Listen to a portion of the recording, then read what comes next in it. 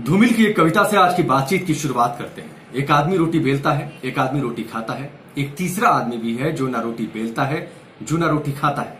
वो तीसरा आदमी दरअसल रोटी से खेलता है। सवाल यह है कि आखिरकार वो तीसरा आदमी कौन है? इस देश की संसद मौन है। लेकिन क्या वाकई आपको लगता है कि इस देश की संसद मौन है?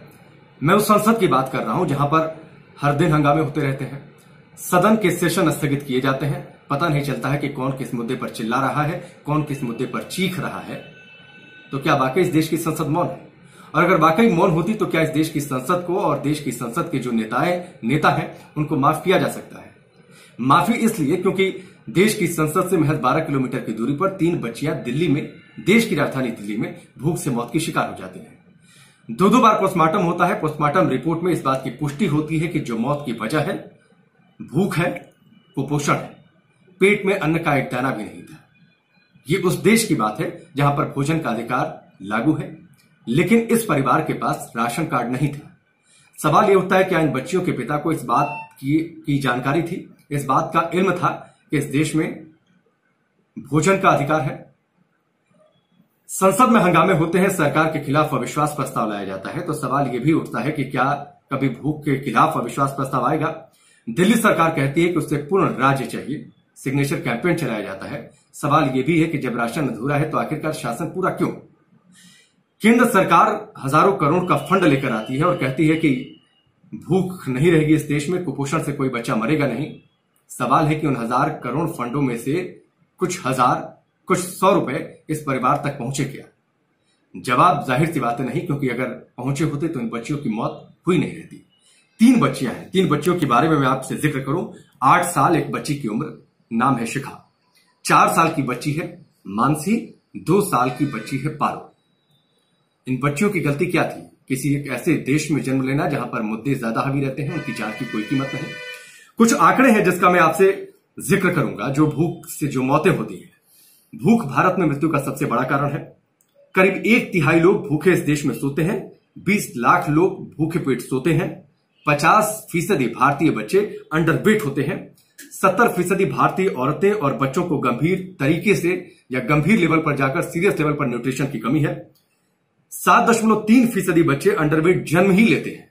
सोचिए उन माओं की कंडीशन क्या होती जो कोख में बच्चे को जन्मती हैं। इस देश में भोजन का अधिकार लागू है। केंद्र सरकार बड़े स्तर पर योजना लेकर आती है।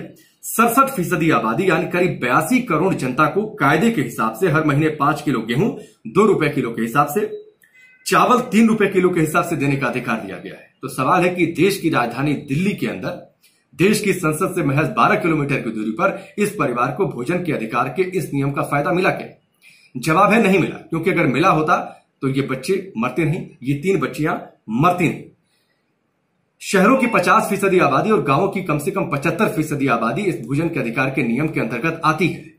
लेकिन क्या ये परिवार उस शहर की 50% आबादी के कैटेगरी में आया क्या? नहीं आया, क्योंकि अगर आया होता तो ये बच्चियां मरती नहीं, इस परिवार का राशन कार्ड बना होता।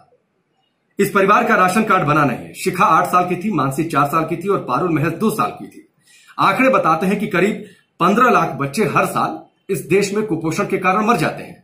फिर हम किस आधार पर कहते हैं कि नौनिहाल देश का भविष्य है? हम किस आधार पर कहते हैं कि हम एक बेहतर भविष्य का निर्माण कर रहे हैं? जाहिर सी बात है दावे खोखले हैं, क्योंकि दावों में अगर थोड़ी भी जमीन रहती तो ये बच्चे मरते नहीं। 4500 बच्चों की मौत रोज होती है कुपोषण के कारण, भूख के कारण। इन 4500 बच्चों में ये 3 साल की बच्चियां भी थीं जिनकी जान गई है।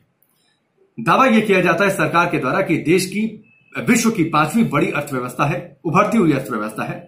आखिरकार ये अर्थव्यवस्था को लेकर जो दावे किए जाते हैं वो किस काम के? क्योंकि जो हमारे नौनिहाल है, जो देश का भविष्य है, वो मर रहे हैं। क्यों? भूख की वजह से, कुपोषण की वजह से। तो आखिरकार हम 5वीं बड़ी उभरती अर्थव्यवस्था की खुशी मनाएं तो कैसे? हम दावा कर रहे हैं कि विश्व की बड़ी शक्ति बनने जा रहे हैं। आने वाली सदी एशिया की सदी होगी और उसमें भारत का रोल सबसे ज्यादा अहम होगा। तो आखिरकार हम इस देश पर जश्न मनाएं तो कैसे?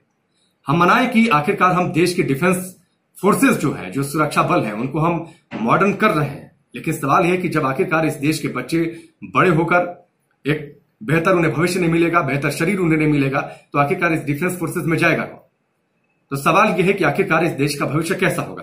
क्या इन 3 साल की बच्चियों जैसा जो ठीक से बड़ी नहीं हो पाए, जिन्होंने इस देश को समझा नहीं, जिन्होंने अपने जीवन को समझा नहीं, जिन्होंने अपने परिवार को समझा नहीं, वो वक्त से पहले या यूं कह लीजिए वक्त तो उनका आया ही नहीं था।